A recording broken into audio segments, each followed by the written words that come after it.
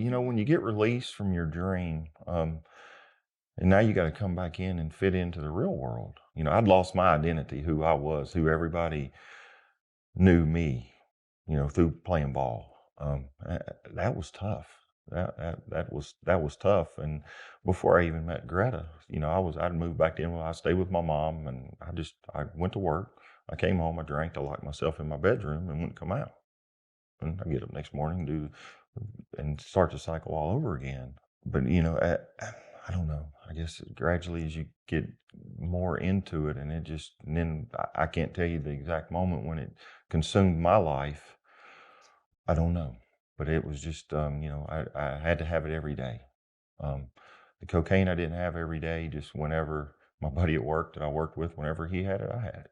There was a time in your life, Jamie, and I think this is when you were both married, you both were going through your situations with cancer and your addiction. You were at the point of where you just wanted to end it all. I did. It was April of 2010. You know, I was at the same ballpark. I was picking up trash every night after they played. I would clean the park by myself just to make money to feed the addiction. You know, we were in a financial place where we were struggling for the next meal. And so the money I made at the park, I kept for me. You know, the 6 kids and her were not even in the equation. Um, and at the end of April, I knew my buddy at work. I knew where he had his pistol, and I got it. I had a key to his house. I would go there and drink on the clock. Um, I knew where his pistol was, and I got it. And 2 nights in a row at the ballpark, it's wooded, it's a lot of woods. I mean, the wind just howling. And I sat on the picnic table and I said, God, if you're real, you got to show me something right here, right now. And it stopped. It was as calm as it is in this room. Click, went on about my business. I came in the next night and same situation, same scenario, windy, just howling through the park. And I said, you showed me last night, so you got to show me again. Boom. And, you know, he revealed himself to me again. And I still didn't listen. I went on about my thing and still carried on with alcohol every day and cocaine when I could get it. And, you know, May 20th we were out of our house with the flood in Nashville.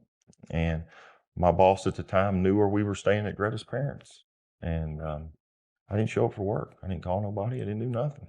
I pulled into our house and we weren't talking. We hadn't we hadn't spoken other than just your obligatory, it's your day to pick up the kids, or I need you to do this or that, in probably two or more months, because it was just so it was so awful.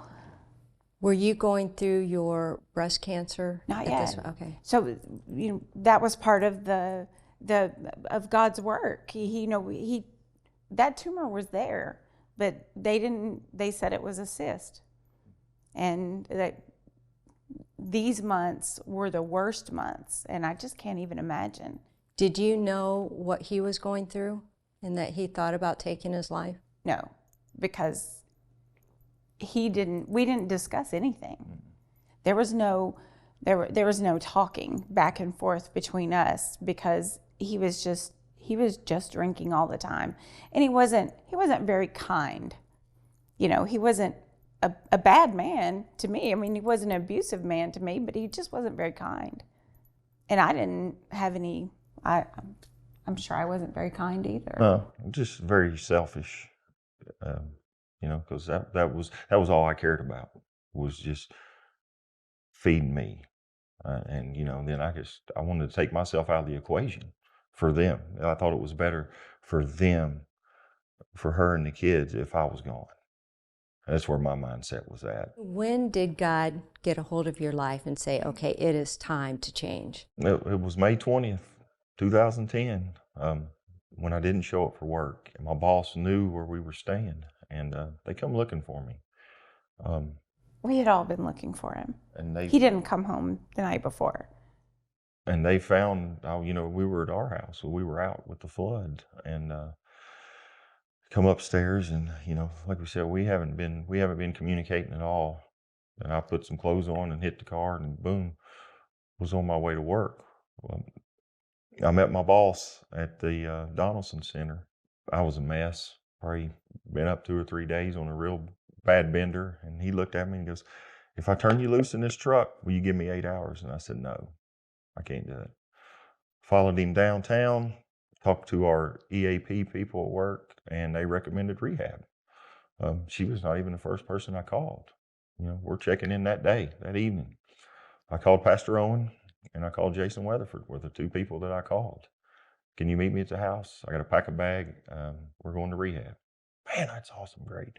So we went over to Greta's parents where she was staying. We pulled in, and I can imagine she knew something was up with who was with me. Told them the news, probably the first time we'd hugged or done anything in a while. The kid, everybody's in tears. I remember handing her an envelope, $800 to $1,000. She's struggling to feed the kids. So we said our goodbyes, and off I went. Checked into rehab, and you go into medical. You're there for a few days detoxing. And that night, I'm thinking, how do I get out of here? This is crazy. I'm not as bad off as everybody says. A gentleman come in. His name was John, had a blonde ponytail, brought in some literature. He said, "My name's John. I brought you some literature. We're not a Christian-based program. We're a traditional 12 steps." He said, "But I was called to come and pray for you." And he knelt down and prayed for me, and it was gone. It was over right then. When he was done, it was done. I had no desire whatsoever. I was clear-minded for the first time in, a long time. And, that 30 days of rehab was probably one of the greatest experiences of my life. Changed it. And God stuck his hand in there. He didn't give up. And this time I finally listened. I went for a heart scan because one of the medicines that I had to have injected was really damaging to your heart. So I went in, and the gentleman who was doing it said, "I have a really strange question, but does your husband work at the Little League Park?" And I said, "He does." He said, "Is his name Jamie?" And I said, "Yeah." He said, "My wife and I have been praying for you for months." Did you know them? No. He was standing behind Jamie at the ballpark, and he was telling someone else what was going on with us. And he said, God just led me to pray for you. And my wife and I have been praying for you. And then I saw that you were on my schedule. And I just knew it had to be the same.